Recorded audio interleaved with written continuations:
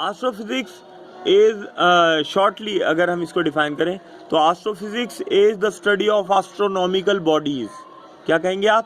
Astro physics is the study of astronomical bodies, یعنی جو آسمان پر پائے جانے والے یا خلا میں پائے جانے والے اجسام ہیں ان کا مطالعہ آسٹرو فزکس کہلاتا ہے. لیکن آپ کی بک میں کچھ اس طرح سے کہا ہے the study of celestial object. Celestial object وہی ہیں، سمجھ آ رہی بات؟ آسٹرونومیکل باڈیز، سیارے، ستارے، یہ سارے آسٹرونومیکل باڈیز ہیں. شہاب ثاقب، سمجھ آ گئی بات؟ کومٹس جن کو کہتے ہیں، بہت ساری چیزیں ہیں جو خلا میں پائی جاتی ہیں، تو ان تمام کا مطالعہ آسٹرو فزکس کہلاتا ہے.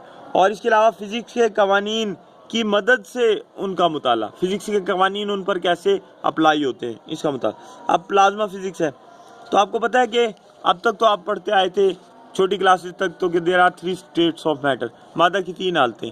لیکن بڑی کلاسز میں آ کے یہ پتہ لگتا ہے کہ مادہ کی اور حالتیں بھی ہیں جن میں ایک حالت جو ہے وہ پلازما کہلاتی ہے.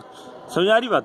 تو پلازما جو ہے، پلازما جو مادہ کی جو پلازما حالت ہے اس کا مطالعہ، تفصیلی مطالعہ وہ پلازما فزکس میں کیا جاتا ہے.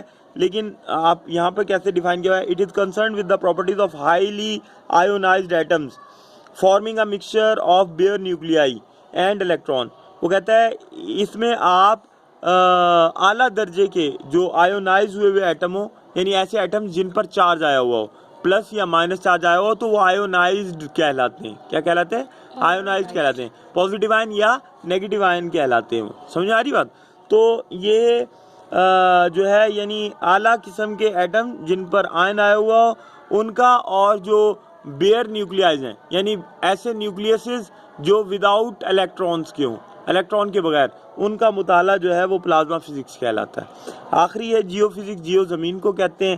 تو دا study of internal structure of earth, زمین کی اندرونی ساخت کا مطالعہ جو ہے وہ جیو فزکس کہلاتا ہے. سمجھ آ گئی بات؟ یعنی زمینی فزکس، زمینی طبیعیات.